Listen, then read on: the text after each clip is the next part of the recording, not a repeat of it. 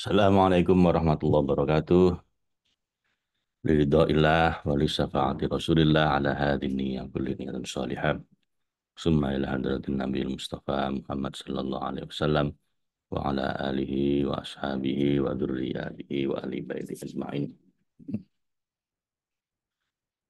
Summa ila hadratin jami'il anbiya'i wal mursalin wasyuhada'i wassalihin bil malaikatil muqarrabin. Summa ila hadratin jami'il masyayikhina bil khusus Syekh Abdul Qadir Al-Jani Qaddasallahu sirra, Syekh Muhammad Qadir Al-Jani Qaddasallahu sirra, Sumail wali walidina warhamhuma kama rabbayana shighara. Lahum al-Fatihah. A'udzu billahi minasyaitonir rajim. Bismillahirrahmanirrahim. Alhamdulillahi rabbil alamin. Ar-Rahmanir Rahim. Maliki yaumiddin. Iyyaka na'budu wa iyyaka nasta'in. Ihdinas siratal mustaqim. Siratal ladzina an'amta 'alaihim ghairil maghdubi 'alaihim waladdallin. Amin. Subhanaka la ilma lana illa ma 'allamtana innaka antal alimul hakim. Allahumma anfa'na bima 'allamtana wa 'allimna ma yanfa'una. Raditu billahi rabba wa bil islami dina bi Muhammadin nabiyya wa rasulah. Rabbi zidni ilma warzuqni fahma. Kita sampai surat An-Nahl ayat ke 111. Yang punya kitabnya bisa dibuka di jilid yang ketiga halaman 92. A'udzu billahi minasyaitonir rajim. Bismillahirrahmanirrahim. Yauma ta'ti kullu nafsin tujadilu an nafsiha wa tuwaffa kullu nafsin ma 'amilat wa hum la yudlamun.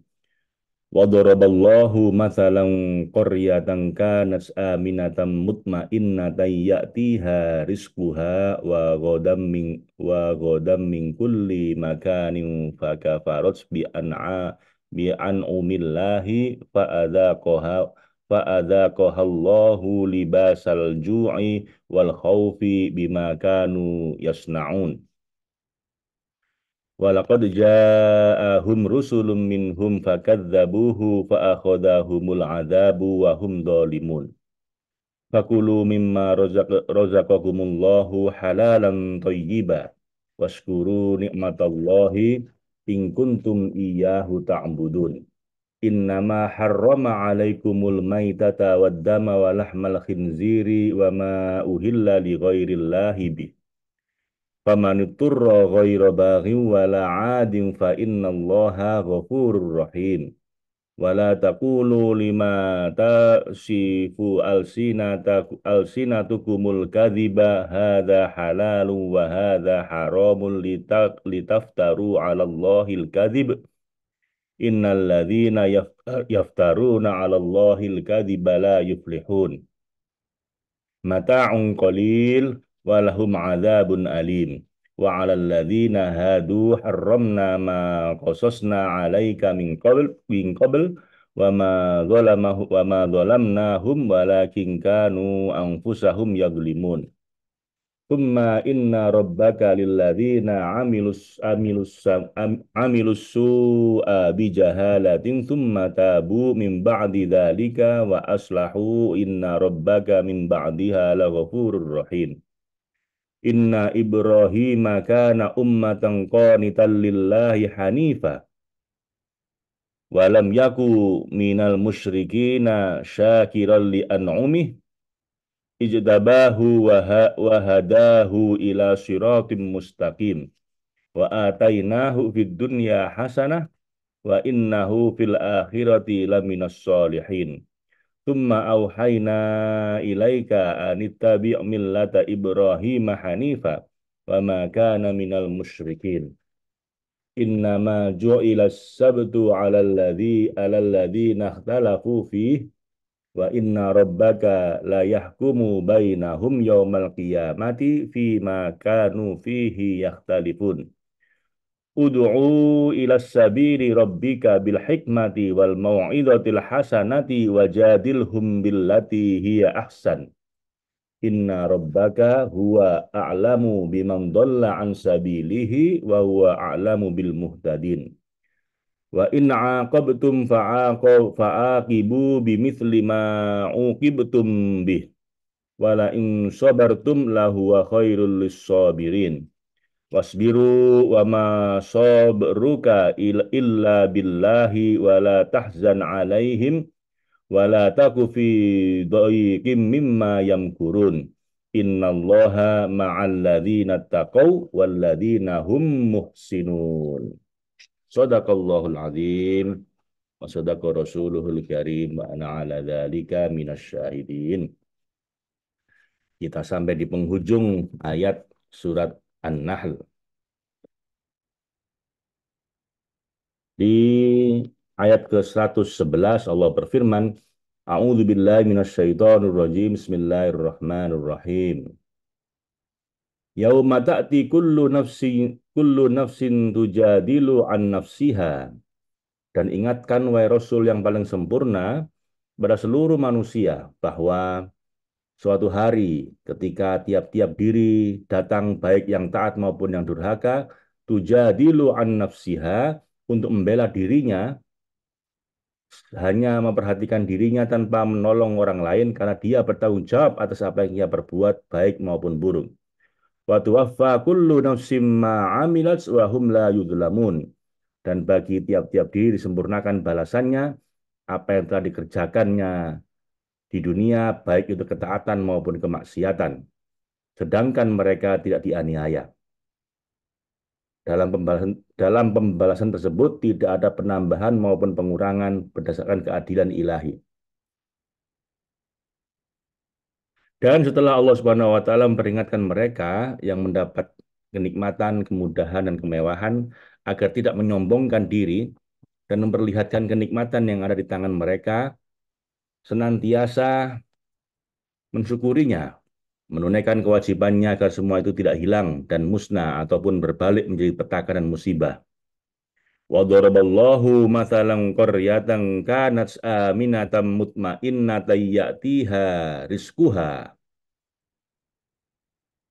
Allah telah membuat di mana dialah yang mengatur urusan mereka, suatu perumpamaan yang melaluinya kamu mengambil ibroh dan pelajaran dengan sebuah negeri yakni Mekah atau Ailah yang dahulunya penduduknya merasa aman dari ketakutan terhadap musuh dan kelaparan karena kurangnya pasokan makanan, lagi tentram dengan terpenuhnya segala kebutuhan mereka tanpa kekurangan ataupun kesulitan, karena rezekinya datang padanya terus-menerus tanpa henti.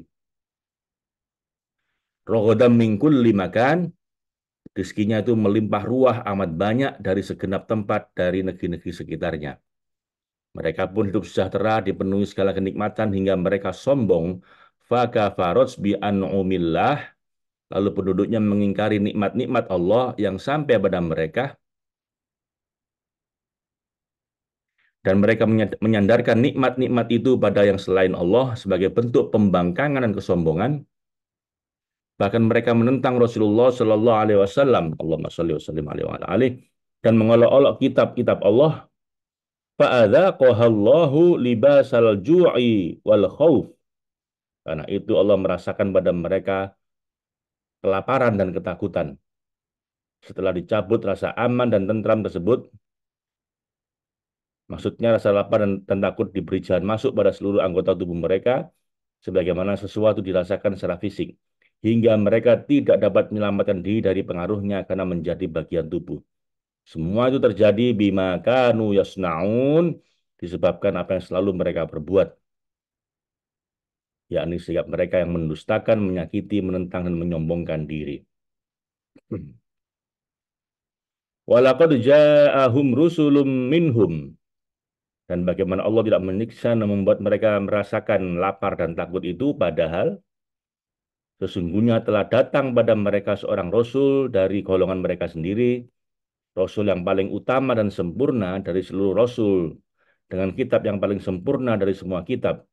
Fakadzabuhu fa'akhadhahumul adzabu bima fa'akhadhahumul adzabu wahum dzalimun. Tetapi mereka mendustakannya dengan keras dan mengingkari Rasul itu.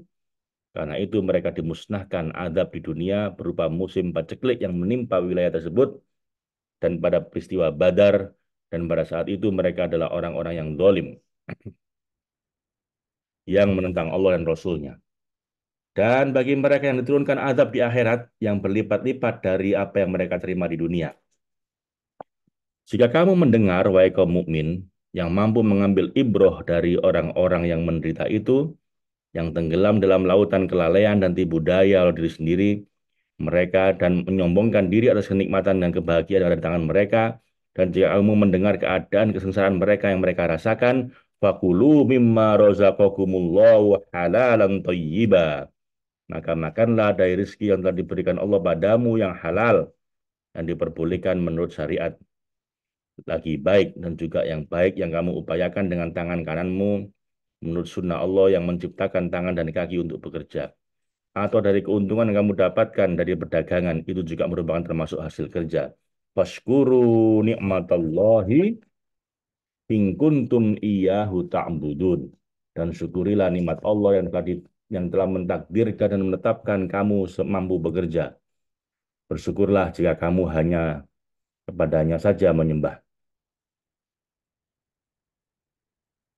Men- Bersyukurlah pada Allah jika kamu memang hanya kepada Allah saja menyembah, menaati dan hendak menyembahnya dengan mengenyahkan perantara dan sebab alamiah dari kehidupan nyata. Innama harrama alaikumul maitata. Sesungguhnya yang Allah haramkan atasmu adalah memakan bangkai.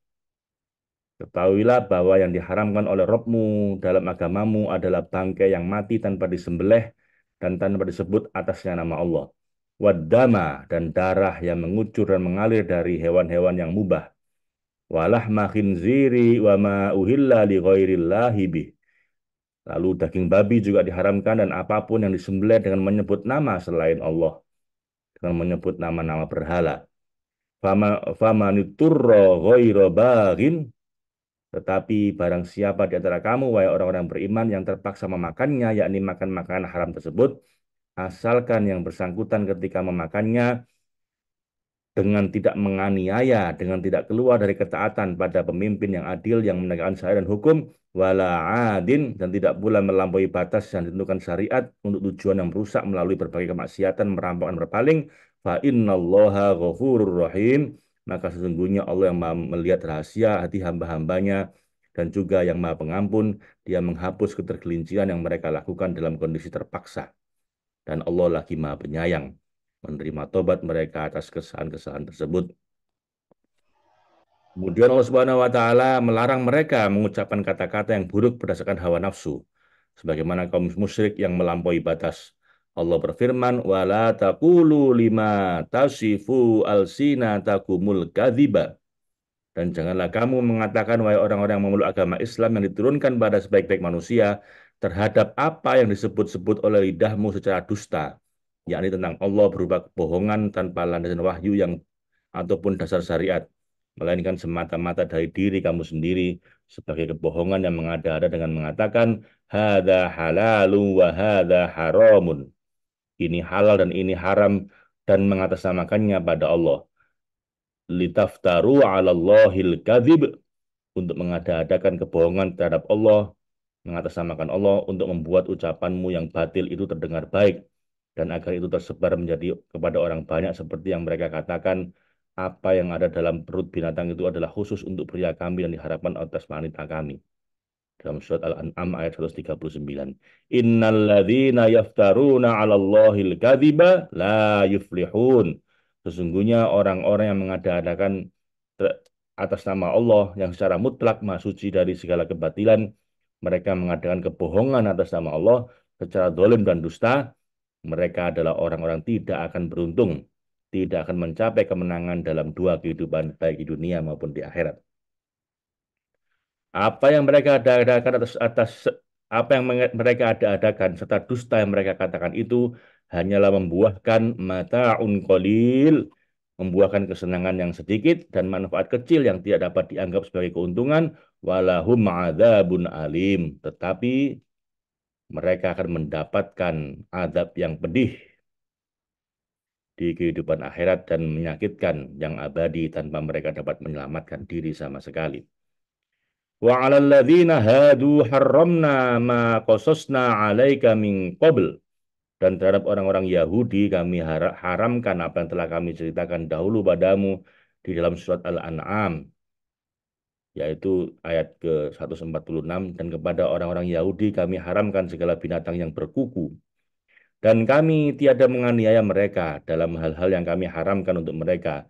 Walakin kanu anfusahum yadzulimun, tetapi mereka lah yang menganiaya diri mereka sendiri dengan melakukan berbagai kemaksiatan dan larangan serta meninggalkan hal-hal yang diperintahkan dan dianjurkan. Karena itu mereka dihukum dan disiksa atas perbuatan mereka itu. Kemudian Allah Subhanahu wa taala mengabarkan kegembiraan para pelaku maksiat akan adanya ampunan bagi Allah, akan adanya ampunan bagi mereka dari Allah setelah mereka dengan ikhlas bertobat dan menyesal atas perbuatan mereka. Allah Subhanahu wa taala berfirman kepada kekasihnya, "Inna rabbaka lilladzina amilus su'a." Sesungguhnya Tuhanmu yang mengutusmu, wahai Rasul, yang paling sempurna pada seluruh makhluk sebagai pembawa kabar gembira dan peringatan, memberi kebaikan serta mengasihi. Sesungguhnya Allah itu pada orang-orang yang mengerjakan kesalahan atau perbuatan yang buruk dan kebiasaan yang buruk, hina dan tercela dalam syariat, dan pada saat mereka melakukan itu mereka diliputi bijahalatin dengan kebodohannya yang muncul dari keengganan berpikir dan merenung akibat buruk dari perbuatan mereka dalam pandangan syariat. Karena pada saat itu mereka menerima dan mengakui hukum-hukum syariat. Mereka termasuk orang yang tidak beriman dan tidak menerima apa yang disampaikan oleh syariat. Tsumma tabu mim ba'di dzalika wa aslahu. Tapi kemudian mereka bertobat dan menyesal sesudah melakukan hal yang buruk itu dan memperbaiki dirinya dengan tobat dan istighfar atas perbuatan buruk dan sikap keras yang merusak diri mereka itu. Inna rabbaka mim ba'diha laghafurur rahim. Maka ketahuilah sesungguhnya Tuhanmu yang mengaruniakan kebaikan dan keutamaan atas mereka yang bertobat dengan tulus. Sesudah itu, yakni setelah adanya tobat dan penyesalan, Tuhanmu benar-benar Maha Pengampun, menutupi kehinaan mereka, dan Dia juga lagi Maha Penyayang menerima tobat mereka. Kita lanjut ayat 120, Allah berfirman, kemudian Allah mengisyaratkan keutamaan Rasulullah Shallallahu Alaihi Wasallam. Allahumma sholli wa sallim alaihi. Kemuliaan beliau yang sempurna, fitrahnya yang cerdas, perangainya yang suci, kedudukannya yang mulia, dan tingkatannya yang tinggi. Maka Allah Subhanahu wa taala berfirman, "Inna Ibrahim kana ummatan qanitan lillahi hanifa." Sesungguhnya kakekmu, wahai Rasul yang paling sempurna, yaitu Ibrahim, yang Allah pilih sebagai kekasihnya dan mengemban risalahnya, adalah seorang yang seorang imam yang diikuti untuk menjadi teladan dalam urusan agama bagi umatnya. Ini disebut karena umatan. Jadi Nabi satu orang disebut sebagai umat ini. Hebat ya. Sesungguhnya Ibrahim itu adalah umat yang konita, yang dapat dijadikan teladan lagi patuh, serta taat kepada Allah lillahi, qanitan lillahi, yang patuh taat pada Allah dengan penuh kehendak dalam menaati perintahnya, menjauhi segala larangannya, hanifah. Dan hanif lurus jauh dari segala macam kebatilan serta pandangan yang rusak.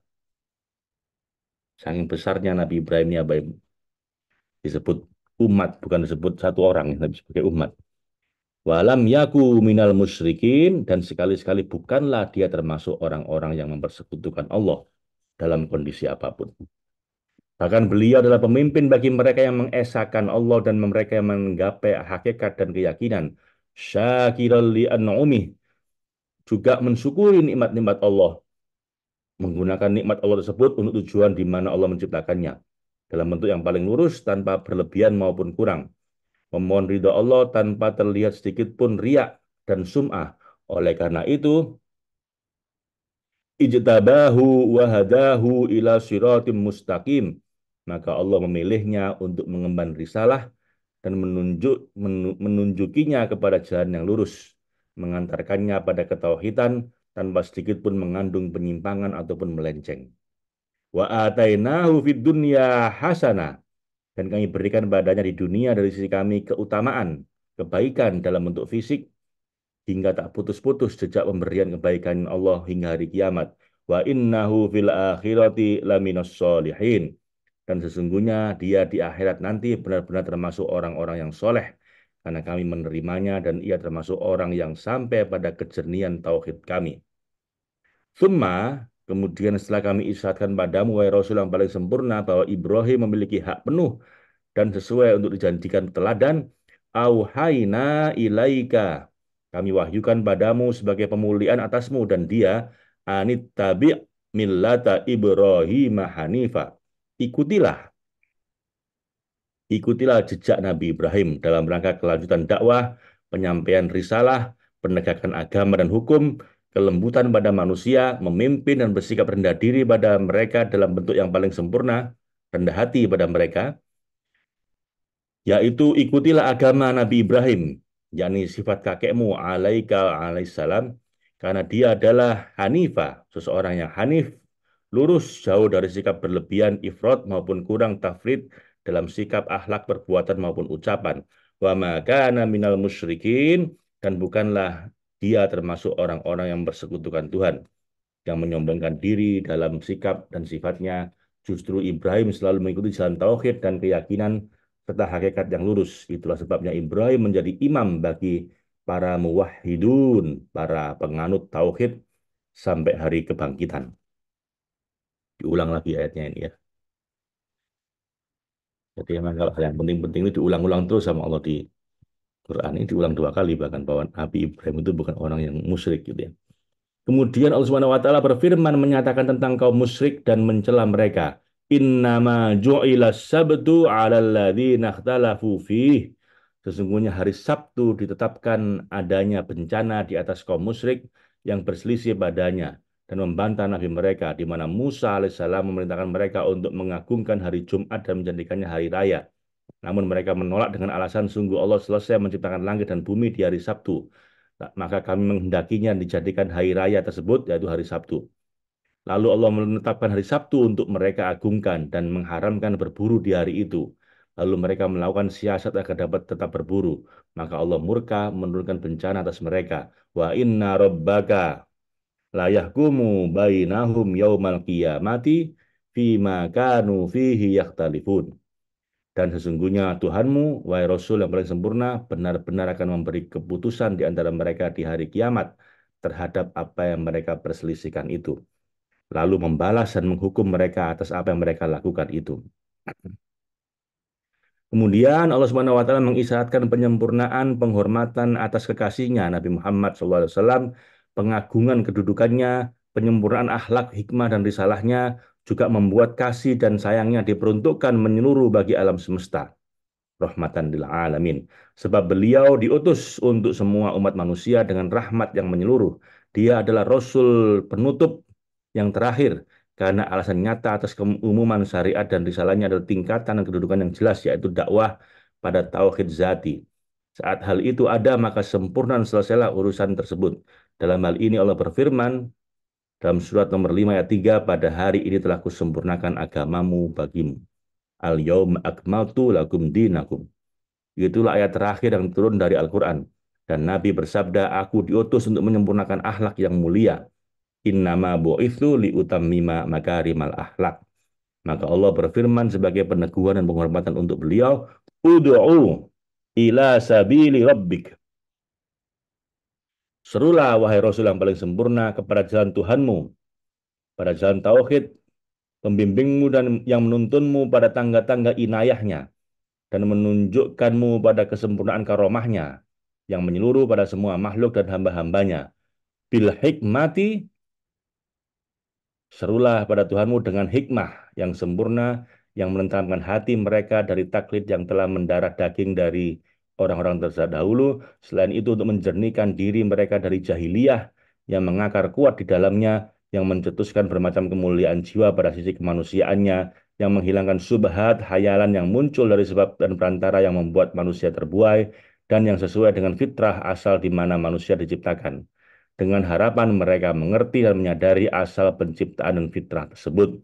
Wal mau'izatil hasanah, serulah dengan hikmah dan dengan pelajaran yang baik yang mereka dapatkan saat terhentak dari cengkraman kelalaian, yang membuat mereka rindu dan bahagia pada pencipta mereka, yang membuat mereka bersemangat untuk mendapatkan kelezatan ruhani yang kekal, dan juga hubungan yang mengesankan adanya kelezatan yang sebenarnya semu di mana hal itu melahirkan berbagai ujian dan kepedihan. Wajadilhum billati hiya ahsan, dan jika dalam dakwahmu wahai Rasul yang paling sempurna engkau merasa perlu melakukan perdebatan, maka berdebatlah dengan cara yang baik, dengan cara mukaddimah yang seimbang, yang menunjukkan adanya persamaan antara dua pihak, dengan lembut, menenangkan, jauh dari sifat amarah, paksaan, penghinaan, olok-olok, atau menganggap bodoh, mencap buruk, serta hinaan seperti yang dilakukan oleh ulama awam dalam penyampaian pendapat dan perdebatan mereka. Karena semua itu jauh dari hikmah dalam berbagai tahapannya, menyebabkan banyak fitnah dan permusuhan. Maka hendaknya engkau jangan terlalu memaksakan diri untuk memberi mereka petunjuk agar mereka beriman. Jangan merasa terganggu maupun sedih pada keadaan mereka yang sesat dan melampaui batas. Nah, tugasmu hanyalah menyampaikan risalah.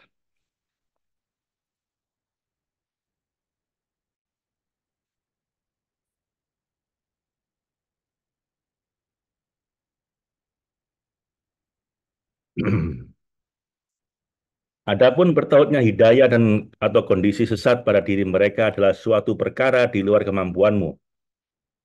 Inna Rabbaka, sesungguhnya Tuhanmu yang menyaksikan kesiapan diri, istiadat dan penerimaan qobiliyah hamba-hambanya, huwa a'lamu biman dhalla an sabilihi, Tuhanmu lebih mengetahui siapa yang tersesat di jalannya, yang mengantarnya pada ketauhidannya, wa huwa a'lamu bil muhtadin, dan Tuhanmu juga lebih tahu siapa orang-orang yang mendapat petunjuk. Karena telah ditentukan dalam ketetapannya yang lampau kondisi adanya hidayah maupun kesesatan tersebut. Begitu pula pada semua yang berlangsung dalam hidup mereka di mana tidak ada sedikit pun celah dalam ilmu Allah yang senantiasa hadir. Dan setelah Allah Subhanahu wa taala memerintahkan kasihnya Rasulullah pada titahnya, yakni adab dakwah, akhlak seorang pengemban risalah kenabian, menjaga hak-hak manusia, dan bergaul dengan mereka, dia mengisyaratkan adanya pembalasan atau kisos dan hukuman yang terjadi dalam urusan risalah, pensyariatan dan penyampaian risalah tersebut. Karena perkara tersebut dibangun di atas suatu ketetapan dengan meninggalkan kebiasaan keyakinan sebelumnya, menduga-duga atau taklid. Dan karena itu ia jauh dari pertikaian dan permusuhan yang menyebabkan lahirnya berbagai kejahatan. Lalu Allah berfirman, wa in aqabtum fa'aqibu bimithli ma uqibtum bih. Dan jika kamu memberikan balasan atas mereka, wahai kaum mukmin, maka balaslah atau hendaknya kamu membalas cukup dengan balasan atau dengan balasan yang setimpal ya, tidak melebihkannya. Karena melebih-lebihkan itu menafikan kelurusan iman dan ketauhidan. Wala in sobartum, akan tetapi jika kamu bersabar wahai kaum mukmin atas balasan yang menimpamu, menghalau rasa ingin balas dendam dan menahan amarah, lahuwa khairul lissabirin, sesungguhnya itulah yakni sikap memaafkan dan memendam dan dan dan menghilangkan amarah itu lebih baik bagi orang-orang yang sabar. Jadi balas kejahatan mereka, balaslah dengan yang setimpal, jangan jangan lebih.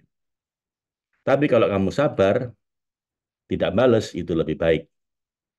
Bagi orang-orang yang sabar, yang mampu menanggung beban atas bencana dan menimpa mereka, mengembalikan semua perkara pada Allah, tanpa melihat pada perantara yang terlihat di depan mata. Namun menganggap kesulitan sebagai karunia, kesedihan sebagai kegembiraan, gundah gulana sebagai kenikmatan, dan ujian adalah pemberian. Karena semua itu berasal dari Allah. Memang enak Bapak Ibu kalau kita ini disakiti orang lain, nggak melihat orangnya, melihat Allah. Pak. Jadi nggak sakit nanti. Kenapa? Ya mereka kan cuman apa tukang pos yang bawa surat. Yang nulis surat ini kan Allah. Kalau Anda nggak suka dengan suratnya, jangan dipukuli pembawa suratnya, tukang posnya. Pesan cintanya Allah ini macam-macam, kadang-kadang nggak enak.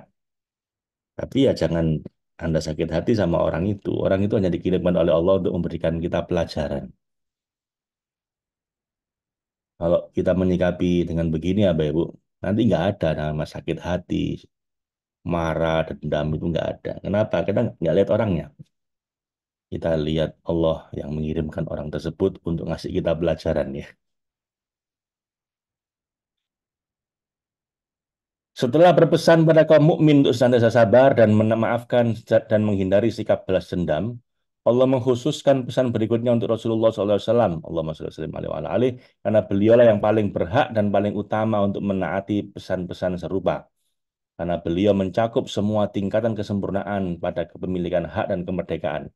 Maka Allah berfirman, wasbir, bersabarlah, wahai yang mencapai hakikat al-mutahakkik dan keteguhan al-mutamakin dalam kedudukan yang tauhid yang meruntuhkan semua idofat pada apa yang berlaku padamu, yakni kesulitan-kesulitan yang muncul dari sifat basyariyah dan nasutiyah yang kau miliki. Wa ma sabruka illa billah, dan tiadalah kesabaranmu itu dan sikapmu yang memendam, yang menahan amarah itu setelah engkau leburkan ketentuanmu sebagai manusia, melainkan itu hanya dengan pertolongan Allah yang bertajalli pada dirimu secara mutlak, hingga lepaslah semua unsur nasutiyahmu darimu dan tidak ada lagi yang tersisa di dirimu selain unsur lahutiyahmu.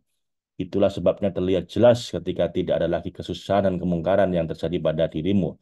Wala tahzan alaihim, dan janganlah kamu bersedih terhadap mereka atas gangguan yang menimpa kaum mukmin. Wala taku fi doikim mimma yamkurun, dan janganlah kamu setelah dadamu lapang oleh tauhid zati menjadi sempit dada dan sedih terhadap apa yang mereka tipu dayakan, para pembuat rekadaya, pembangkang, dan orang-orang yang sombong itu.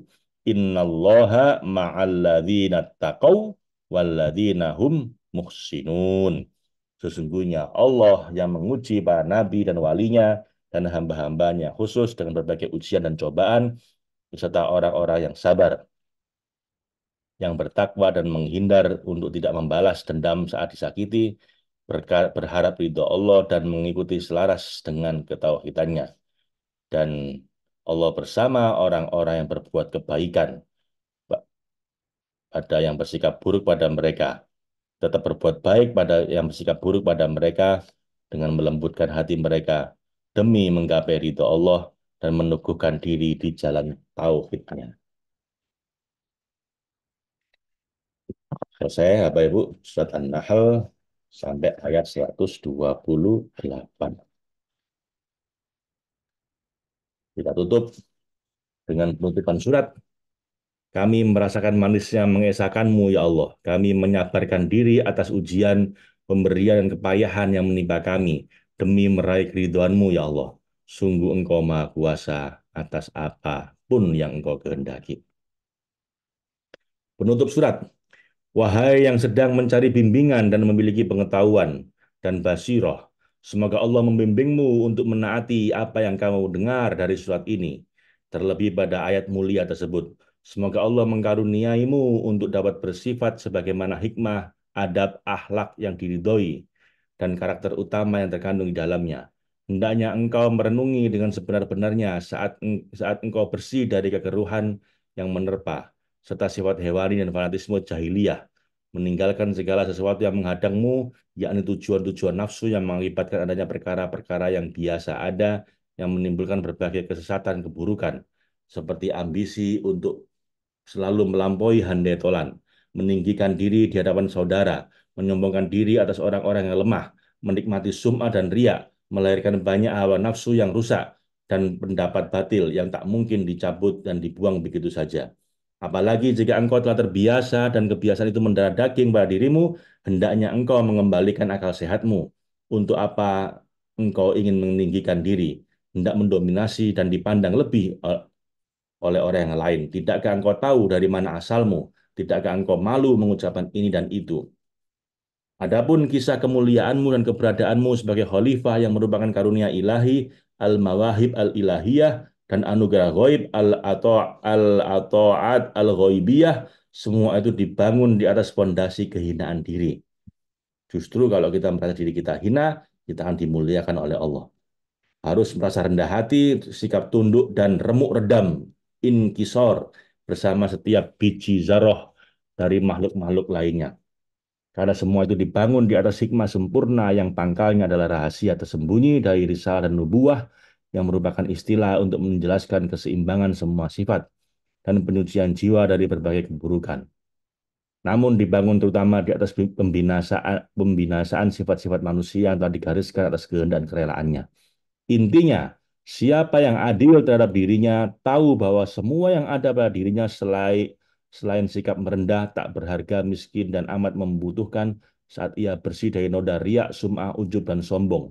Sebenarnya tiada lain hanyalah kebodohan akibat mengikuti tabiat yang terpatri dalam diri, yang muncul dari kekuatan sifat hewani, yang diperkuat oleh logika yang dikaburkan oleh angan-angan batil, dan hiasan hayalan bohong belaka. Karuniakanlah untuk kami, ya Allah, dari sisimu jadbah yang menyelamatkan kami dari ananiah kami, dan anugerahilah kami kelezatan yang akan membuat kami berlindung kepada suluk di jalan fana yang mengantarkan menuju bakok yang kekal. Sesungguhnya Engkau yang Maha Pemberi anugerah. Shadaqallahul azim wa sadaqa rasuluhul karim wa ana ala dzalika minasyahidin. Alhamdulillah, surat An-Nahl selesai Bapak Ibu sampai ayat 128. Kita lanjut ya. Kita lanjut dengan Al-Hikam.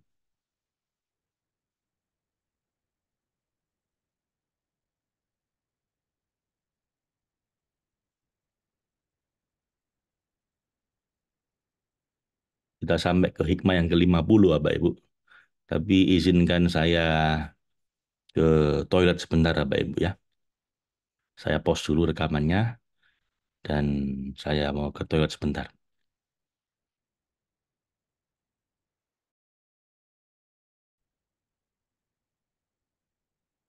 Baik, setelah surat An-Nahl 11 sampai 128, kita lanjut dengan Al-Hikam, hikmah yang ke-50. Hikmah yang ke-50 ya. Yuk, sebentar.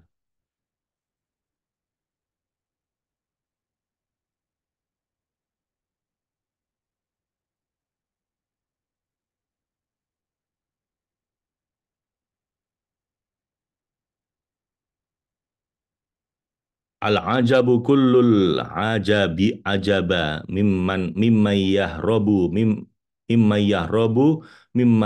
mimma la- mimma la langkifa langfikaka lahu anhu wa yadlubu ma la baqa'a lahu ma'ahu fa innaha la ta'mal absaru walakin ta'mal qulubul lati fis sudur. How astonishing is he who flees from what is inescapable and search for what is evanescence. For surely it is not the eyes that are blind, but blind are the hearts which are in the chest. Sungguh aneh, orang menghindar dari Allah yang tidak bisa dihindari, lalu mereka mencari sesuatu yang tidak kekal. Ini seperti orang yang ditunjuk dalam surat Al-Hajj ayat 46. Sesungguhnya bukanlah mata kepala yang buta, tapi yang buta adalah mata hati yang ada di dalam dada. Ya begitulah kita Bapak Ibu. Seringkali mencari pertolongan pada selain Allah. Padahal Allah lah yang nggak bisa dihindari. Allah lah yang kekal, Allah lah yang nyata. Sementara yang lain ini fana, yang lain ini nggak bisa apa-apa gitu ya.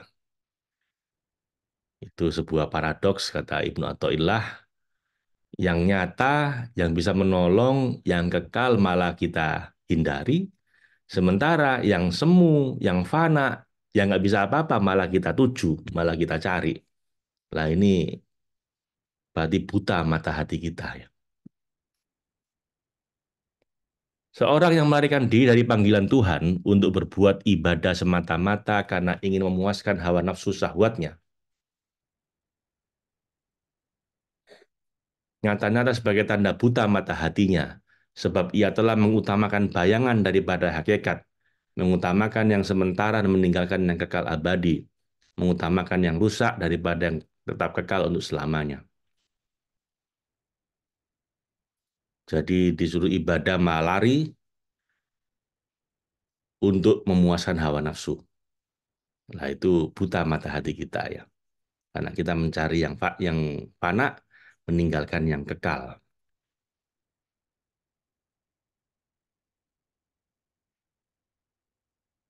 Nah, karena itu Bapak Ibu ini Abu Nawas punya syair ini doa kerendahan hati beliau ya. Ini bisa kita tiru. Ini sering dibaca di masjid-masjid biasanya. Ilahi lastudil firdausi ahla. Tuhanku, aku sungguh tak layak menjadi penghuni surgamu. Wala aqwa ala naril jahimi. Tapi gimana, aku ini juga nggak kuat menghadapi nerakamu, menghadapi api neraka jahimmu. Fahabli taubata waghfir dzunubi. Karena itu ya Allah ampunkanlah dosa-dosaku. Fa innaka ghafirudz dzambin azimi. Sesungguhnya engkaulah yang maha mengampuni dosa-dosa yang besar. Dzunubi mithlu a'dadir rimali. Dosaku bertebaran begitu banyak seperti pasir. Fahabli taubatayya dal jalali. Karuniakanlah, terimalah tobatku, wahai Tuhan yang memiliki keagungan. Wa umrina kisun fi kulli yaumi. Dan umurku tiap hari berkurang. Wa dzambi zaidun kaifah timali. Padahal dosa-dosaku semakin hari semakin bertambah. Ini ada kelanjutannya, Bapak Ibu. Saya baca kelanjutannya ya. Ilahi abdakal ashi ataka. Duhai Tuhanku, hambamu ini mengharapkan mengharapkan pertolonganmu. Ilahi abdukal ashi ataka mukirrom bidzunubi faqad da'aka. Dipenuhi berlumuran dosa dan dia memohon padamu. Fa in taghfir fa anta lidzaka ahlu. Dan jika engkau ampuni aku ya Allah, sesungguhnya memang engkau maha pengampun. Wa in tadrud faman narju siwaka. Tapi jika engkau menolakku ya Allah, kepada siapa lagi aku akan berharap. Ini ini doa yang merasa diri kita rendah, mengharapkan ridhonya Allah, ampunan Allah. Anda boleh tiru kalau Anda mau. Ya, ini bukan dari Nabi ya, ini dari Abu Nawas. Tapi sering dibaca di masjid-masjid biasanya, subuh-subuh itu. La tarhal. Saya ini nggak begitu bisa bahasa Arab, Pak Bu ya. Jadi kalau misalnya ada yang salah-salah, ya mohon dimaklumi. Saya cuma baca sebisa saya, karena kadang-kadang harokatnya nggak jelas, jadi mungkin salah-salah. La tarhal min kaunin ila kaunin fatakuna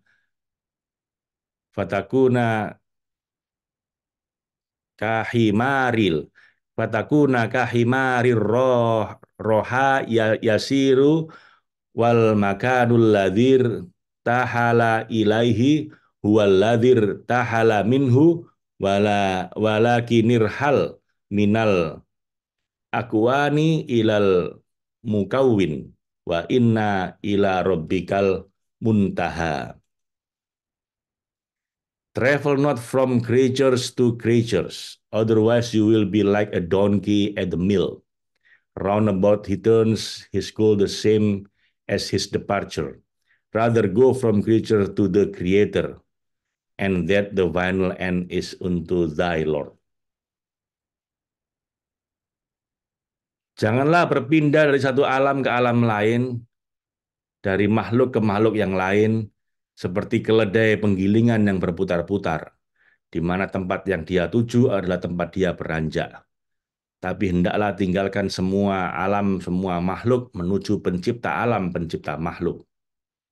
Seperti dalam surat An-Najm ayat 42, sesungguhnya kepada Tuhanmu lah puncak segala tujuan. Wa inna ila rabbikal muntaha. Itu surat An-Najm ayat 42 ya. Sesungguhnya pada Tuhan mula puncak segala tujuan. Jadi kita ini jangan minta pertolongan makhluk satu, nggak mau makhluk ke makhluk yang lain. Nanti ya berpindah dari makhluk ke makhluk. Nanti nggak nyampe-nyampe kita ini, Bapak Ibu. Dokter yang satu nggak bisa ke dokter yang lain. Ustadz yang satu nggak bisa ke ustadz yang lain. Anda berusaha mencari pertolongan pada makhluk. Ikhtiar boleh aja, ikhtiar lahiriah. Tapi hati kita harusnya jangan jangan seperti keledai yang muter-muter aja di penggilingan ya. Dari satu makhluk ke makhluk yang lain. Harusnya sudah selesai, kita beranjak dari makhluk menuju pencipta para makhluk, yaitu Tuhan. Wa inna rabbakal wa inna ila rabbikal muntaha. Kepada Tuhan mulah puncak segala tujuan. Jangan berpindah dari syirik satu ke syirik yang lain. Dari syirik yang terang ke syirik yang samar. Amal kebaikan yang dinodai oleh riya, sum'ah, berharap pujian orang, itu syirik sebenarnya. Tidak dianggap, tidak diterima oleh Allah. Dan apabila telah bersih dari semua itu, kemudian beramal, terdorong oleh karena kemudian Anda udah bisa bersih dari syirik yang satu. Apa itu? Riya, sum'ah. Udah bisa dari situ, lalu pindah ke yang lain, ke syirik yang lain. Apa itu? Menginginkan kedudukan dan kekayaan. Atau menginginkan karomah ya, di dunia dan di akhirat. Nah, ini masih syirik walaupun tersamar. Kenapa? Karena masih termasuk dalam alam hawa nafsu. Belum mencapai tujuan ikhlas yang bersih dari segala tujuan, melainkan melulu pada Allah. Sepi ing pamrih. Karena itu, selama berpindah dari alam satu ke alam yang lain, dari makhluk ke makhluk yang lain, dari kesirikan satu ke kesirikan yang lain, dari mungkin awalnya ria, kemudian udah bersih dari ria, tapi kemudian ingin karomah dan lain-lain. Ini kita kayak keledai yang berputar-putar di penggilingan. Harusnya kita bisa beranjak dari alam atau makhluk menuju pencipta alam atau Tuhan. Karena itu Nabi Isa alaihissalam pernah berkata pada sahabatnya Hawariyun, semua yang ada padamu dari berbagai nikmat kesenangan itu langsung dari karunia Allah padamu. Maka manakah kiranya yang lebih besar harga nilainya? Apakah pemberiannya ataukah yang memberi? Jadi yang lebih Anda nikmati, lebih Anda sukai, lebih Anda cintai itu pemberian Allah. Berupa rezeki, kenikmatan, kebahagiaan, istri yang enak, suami yang baik, kedudukan yang tinggi. Anda suka pemberiannya atau suka yang memberi? Kalau orang awam, Bapak Ibu, bersyukur Alhamdulillah itu ketika dapat karunia, ketika dapat pemberian. Tapi bagi orang yang makrifat, bersyukurnya itu bukan karena karunia itu, bersyukurnya itu karena Allah yang memberikan karunia. Ibaratnya orang jatuh cinta, Bapak Ibu, dikasih hadiah sama kekasihnya, itu senang. Tapi bukan karena hadiahnya, dia lebih senang lagi karena yang ngasih hadiah. Ini kalau cintanya tulus, kalau cintanya nggak tulus, Bapak Ibu ya senang dikasih hadiah, dikasih uang 1 juta, ya senang karena uangnya. Lah ini pecinta amatir, di mana dia senang dengan pemberian. Tapi pecinta sejati itu nggak peduli dengan uang 100 jutanya, dia peduli dengan siapa yang ngasih.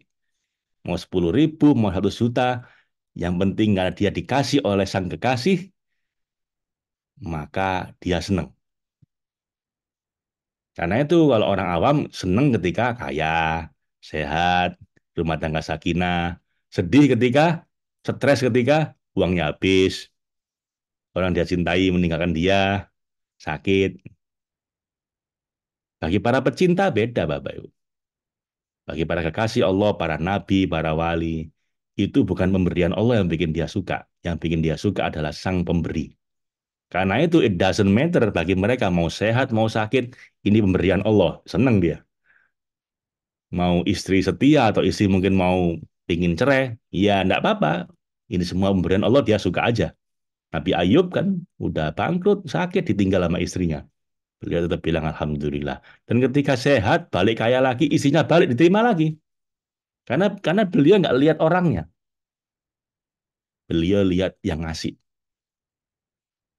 Yang ngasih, yang ngasih itu Allah, Mau sehat, mau sakit, mau kaya, mau miskin, mau rumah tangga sakinah atau rumah tangga berantakan, semua tidak bikin dia sedih. Semua bikin dia bahagia karena yang memberi, bukan karena pemberian. Makanya dalam Quran dikatakan ala inna auliya Allah la khaufun alaihim wala hum yahzanun. Kekasih Allah itu udah melampaui suka duka, udah melampaui seneng nggak seneng, udah nggak lagi sedih, sakit, stres, sumpek, nggak ada wis. Enak tok. Mau punya uang nggak punya uang, mau sendirian atau orang lain pada suka sama dia, mau sakit mau sehat mereka bahagia terus. Kenapa? Karena bukan lihat pemberian, dia hanya melihat sang pemberi. Nah, itu dialihkan dikatakan apa ya Bu? Jangan muter-muter dari makhluk ke makhluk. Jangan muter-muter dari satu apa ria kemudian menuju kepingin kepingin karomah misalnya gitu. Itu nanti bulat hidupmu, nggak usul, nggak sampai pada Allah. Kita harus terbang menuju Allah, meninggalkan semua makhluk ya. Wa inna ila rabbikal muntaha. Sesungguhnya pada Tuhanmu lah puncak segala tujuan. Sebab siapa yang telah mendapatkan Allah berarti telah mencapai segala sesuatu, baik dunia maupun akhirat. Siapa yang kehilangan Allah, maka dia kehilangan segala hal walaupun dia punya dunia dan seisinya. Nah, ini 5 level motivasi beribadah, Bapak Ibu. Level pertama, takut menderita di dunia. Jadi Anda ibadah karena takut miskin. Ya.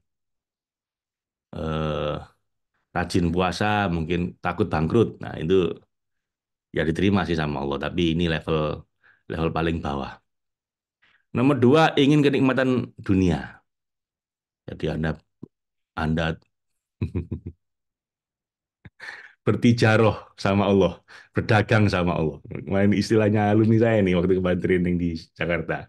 Saya udah bertijaroh Pak sama Allah. Tapi kenapa kok nggak balik-balik uang saya? Gimana? Dulu saya punya aset banyak, 100 miliar, sekarang tinggal 8 miliar. Dan saya sudah tiap tahun itu umroh dengan keluarga besar saya. Saya berdagang sama Allah ini, tijaroh sama Allah. Tapi kenapa kok uang saya belum balik? Nah ini, salah Pak Ibu. Ya, nggak dosa sih, cuman kok tega-teganya Anda mau berdagang sama Allah? Ya emang ada di Quran itu, siapa yang mau berdagang sama Allah gitu kan.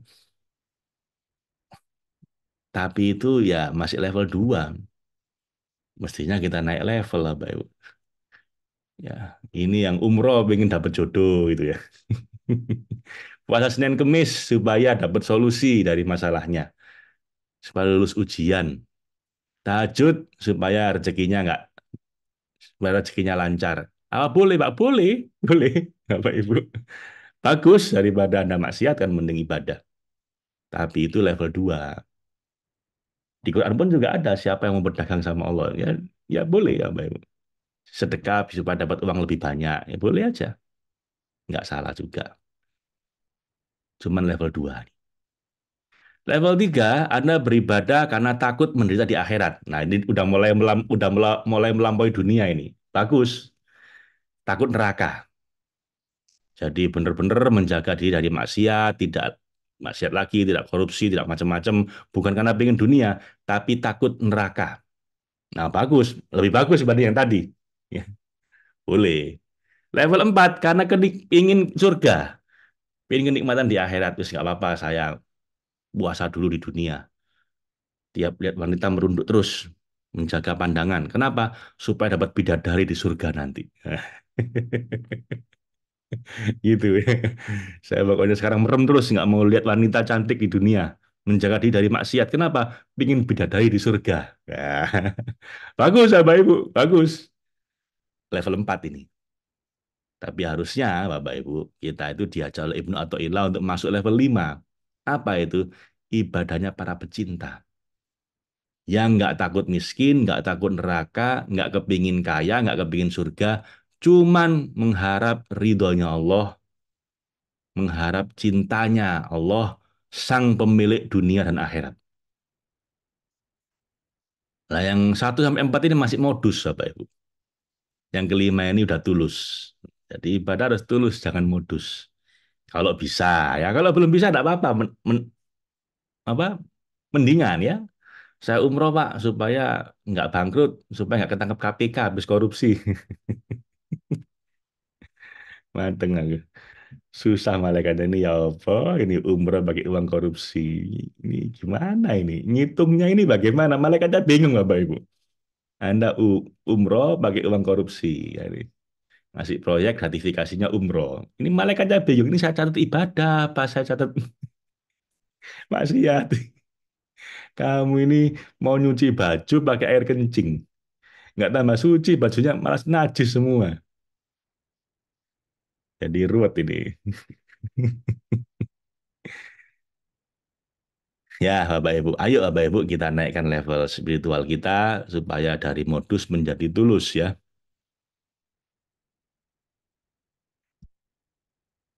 Baik. Oh, udah selesai nih. Sekarang hikmah lanjutkah atau cukup? Anda mau lanjut apa cukup Bapak Ibu? Ini hikmah kelima satu. Kalau mau lanjut saya lanjutkan hikmah nomor 52. Udah jam 7. Cukup? Kita lanjut besok aja. Kalau lagi liburan kita ngajinya tambah al-hikam Bapak Ibu ya, agak panjang, enak. Kalau Anda lanjut, oke, sebentar saya carikan dulu slide-nya ya. Saya pernah menghatamkan al-hikam ini soalnya. Jadi sudah ada slide-nya Bapak Ibu. Sampai hikmah ke 200 berapa gitu.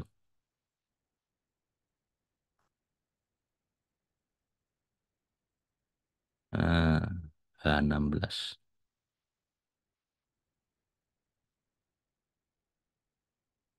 52 ya. Lanjut dikit ya. Nah, tadi kepotong saya ke toilet.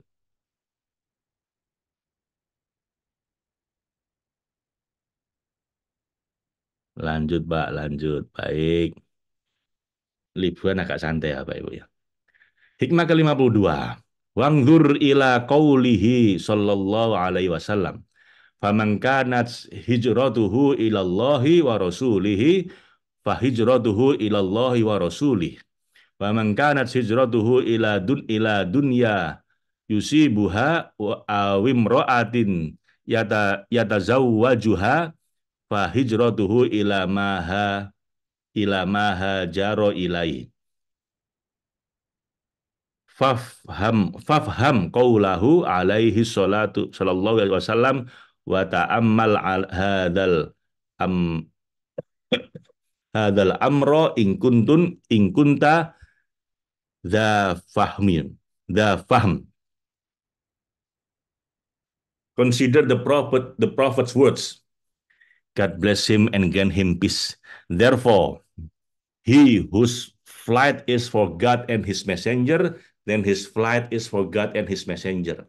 And he whose flight is for worldly gain or marriage with a woman, then his flight is for what that which he flees to. So understand his words upon him peace, and ponder this matter if you can, and peace on you. Dengarlah sabda Nabi Muhammad Sallallahu Alaihi Wasallam. Allahumma salli wa sallim alaihi wa ala ali.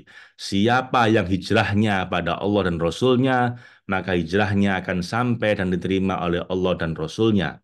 Dan siapa yang hijrahnya kepada dunia yang ingin diraih, atau pada perempuan yang ingin dinikahi, maka hijrahnya itu berhenti pada apa yang dia tuju itu. Maka camkan sabda Nabi tersebut jika engkau memiliki kecerdasan dan pemahaman. Ya, jadi semua sesuai niatnya Bapak Ibu ya. Dia hijrah sama Nabi, tapi tujuannya untuk menikahi wanita Ansor misalnya, supaya bisa dagang lagi di sana. Apakah lebih baik dibanding nggak hijrah? Iya, lebih baik. Minimal dia ikut Nabi kan, ikut hijrah.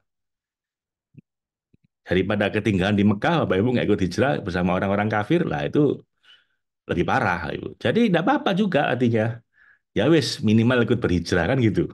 Ikut rombongan orang Islam. Tapi, nah ini kan tadi, tapi ya sudah, ya yang dia dapatkan apa ya? Yang dia dapatkan ya uang sama wanita, bukan ridhonya Allah. Gitu. Tapi kan masih lebih baik Pak dibanding ketinggalan di Mekah. Iya, iya lebih baik. Minimal termasuk dalam golongan orang-orang beriman yang ikut hijrah sama Nabi, kan gitu.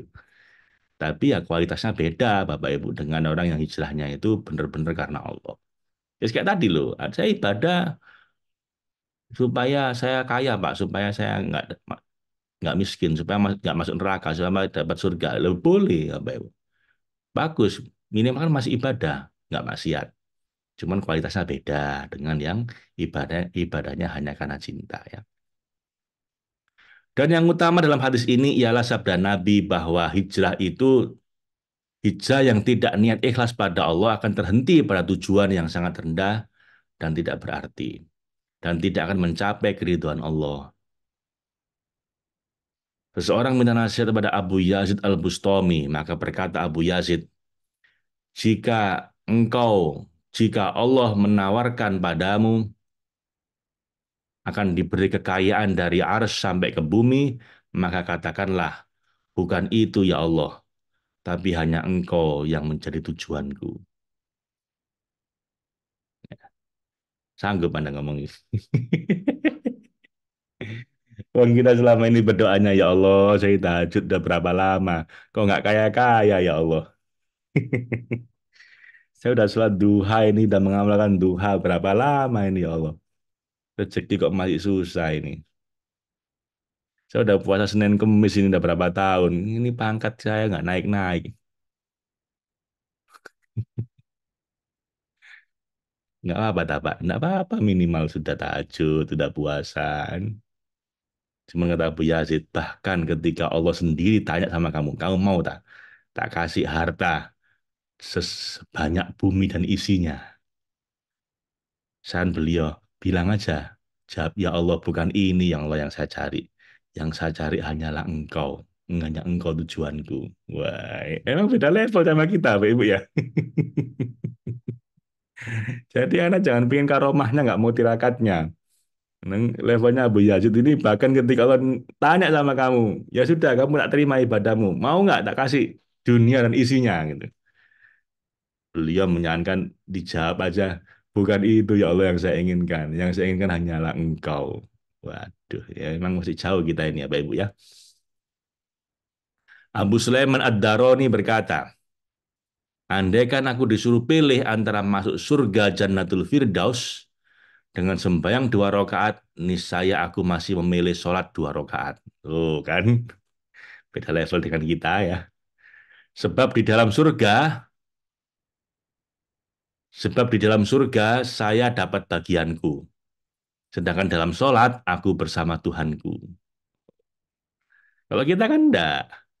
Justru kita sholat demi dapat surga, kan gitu. Supaya nggak dapat neraka. Itu pun malas-malesan sholatnya. Kalau beliau ini enggak, Pak Ibu. Justru kalau disuruh nukar sholat dengan surga, dia milih sholat. Kenapa? Karena kalau sholat, saya menghadap sama Allah. Sedangkan surga, itu kan cuma kenikmatan untuk saya. Nggak penting, kata beliau. Yang penting itu saya bisa bersama, berduaan dengan Allah dalam sholat saya, itu udah itu kenikmatan tertinggi. Jadi beliau nggak mengharap apapun dari sholatnya. Karena sholatnya itu sendirilah yang beliau inginkan. Karena dengan sholat itulah kita bertemu, menghamba sama Allah. Jadi ngapain saya bikin dapat pahala? Wong sholatnya itulah yang menjadi pahala saya. Surganya itu nggak penting bagi saya, bagi beliau gitu. Yang penting itu adalah menghamba sama Allah. Ya kan, Bapak Ibu, beda level kan sama kita. Jadi jangan apa apa ya, jangan sedih. Memang beda level kita dengan orang-orang ini.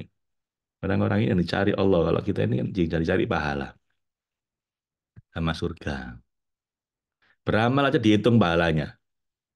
Wah, enak nanti di Masjidil Haram itu dilipat gandakan 100.000 kali lipat. Wah, di Masjid Nabawi itu dapat berapa? 1.000 kali lipat gitu ya.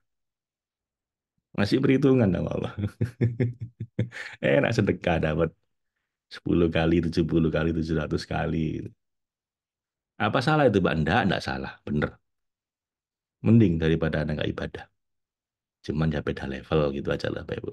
Asyibli radhiyallahu anhu berkata, berhati-hatilah dari ujian Allah. Meskipun dalam perintah kulu wasrobu, makan dan minumlah. Sebab dalam pemberian nikmat itu ada ujian. Siapa yang silau dan lupa, setelah menerima nikmat, dan siapa yang tetap istiqomah mencari Allah, berharap ridhonya Allah, bahkan sebelum dan sesudah menerima nikmat. Seorang penyair berkata, Sholla wa soma li amrin kana yatlubuhu hatta idza mangqadol amru la sholla wa la soma. Sholat dan puasalah karena sesuatu yang ia harapkan, sehingga setelah tercapai hajatnya, dia tidak sholat dan puasa lagi. Nah, ini ya ini. Sebelum ujian, puasa Senin Kemis, sholat tahajud. Begitu lulus ujian, berhenti puasa sama tahajudnya. Lah ini berarti modus, apa ya? Bukan tulus. Kan banyak gitu. Saya mau tirakat dulu. Kenapa? Supaya tercapai yang saya inginkan. Supaya ketemu jodoh saya mau tahajud dan sholat dan sedekah, mengistiqomahkan. Nanti begitu ketemu yang ingin dinikahi, selesai. Nah ini silakan diukur seberapa ikhlas amal kita ini. Kalau amal kita beramal hanya untuk Allah, kita jalan terus. Tapi kalau kita ini beramal untuk tujuan-tujuan kita sendiri, nah begitu tujuan tercapai kita berhenti. Ya kita harus mengakui ya Pak ya Bu. Kita nulis saya dan Anda ya sama aja kan dengan Anda ini ya masih kayak gini levelnya. Makanya kita ngaji ini supaya naik level. Hikmah ke-53 kita baca besok kali ya. Mudah-mudahan kita bisa ngaji lagi besok Bapak Ibu.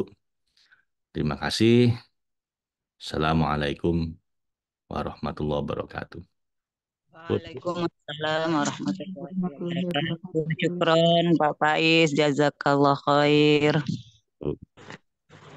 Cuman besok Jumat, jadi kalau besok hari kerja ya kita nggak pakai al-hikam ya, tafsir aja. Terima kasih Bapak Ibu. Allahumma arhamna bil Qur'an waj'alhu lana imama wa nura wa huda wa rahmah. Allahumma dzakirna minhu ma nasina wa 'allimna minhu ma jahilna warzuqna tilawatahu ana al-laili wa atrafan nahar waj'alhu hujjatan lana ya rabbal alamin. Assalamualaikum warahmatullahi wabarakatuh.